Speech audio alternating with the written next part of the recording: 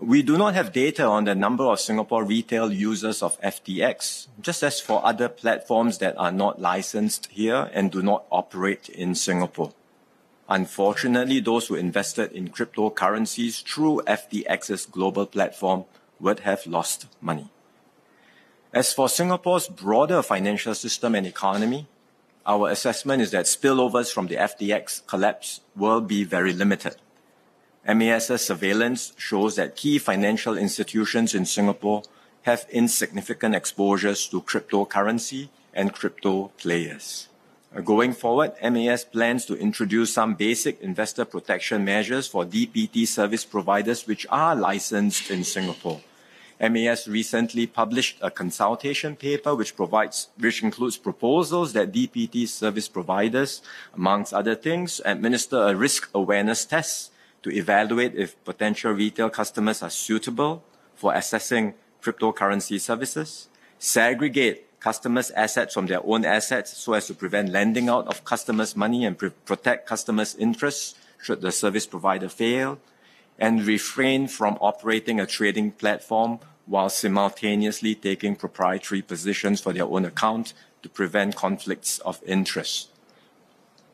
After receiving industry and public feedback, MAS will finalize the proposals and implement appropriate regulatory measures.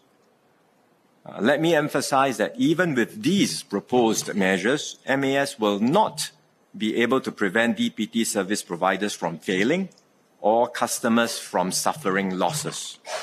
Cryptocurrency platforms can collapse due to fraud, unsustainable business models, or excessive risk-taking. FTX is not the first cryptocurrency platform to collapse, nor will it be the last.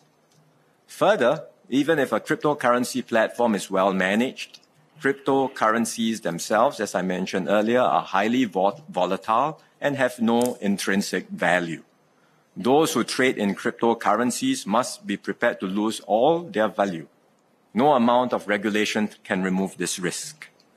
It is disappointing when there is a loss by our investment entities, as in the case of Temasik's investment in FTX.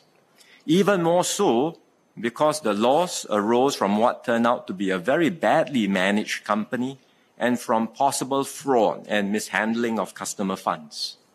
What happened with FTX, therefore, has not only caused financial loss to Temasek, but also reputational damage. Temasek recognizes this and has issued a comprehensive statement to explain its due diligence process and the circumstances leading to its investment in FTX. Temasek has also initiated an internal review by an independent team to study and improve its processes and to draw lessons for the future. I am confident that the Temasek board and management team will learn and improve from this experience.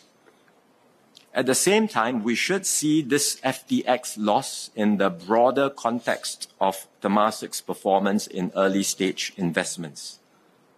After writing off the FTX investment, Temasek's early-stage portfolio, as at March this year, has generated an internal rate of return in the mid-teens over the last decade, better than industry averages.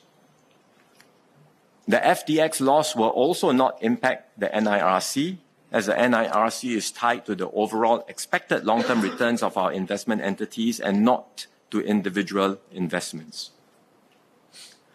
Following the FTX collapse, some members have suggested implementing more guidelines and safeguards over the investments made by Temasek and GIC. That is understandable, but the governance structures in place today for Temasek and GIC are already more extensive than those of a typical company. One of the areas Temasek and GIC's private equity arm operate in is new technology and early-stage companies. There will always be new waves of innovation and technology that seek to disrupt the status quo. Some waves will turn out to be hype and fizzle out over time. Other technologies will prove revolutionary and transformational, like the internet. But even with genuinely revolutionary technology, there are risks. Many startups will fail, while a few will prove successful and grow into industry leaders like Tencent or BioNTech. The skill of venture capitalists lies in discerning the promising projects and backing them. Risk-taking is an essential part of such investments. As long-term investors, our investment entities have to operate in the space. They do their best due diligence based on the information available. Having made the investments, they monitor the investee companies closely, but no amount of due diligence and monitoring can eliminate the risk altogether. Sir, in conclusion, the FTX loss is disappointing and is being taken seriously. But the occurrence of investment losses does not in itself imply that the governance system is not working. Rather, this is the nature of investment and risk-taking.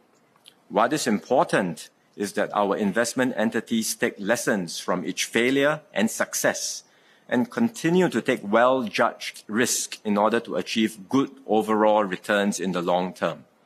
In this way, we can continue to add to our national reserves and provide a stable income stream to fund government programs for a long time to come.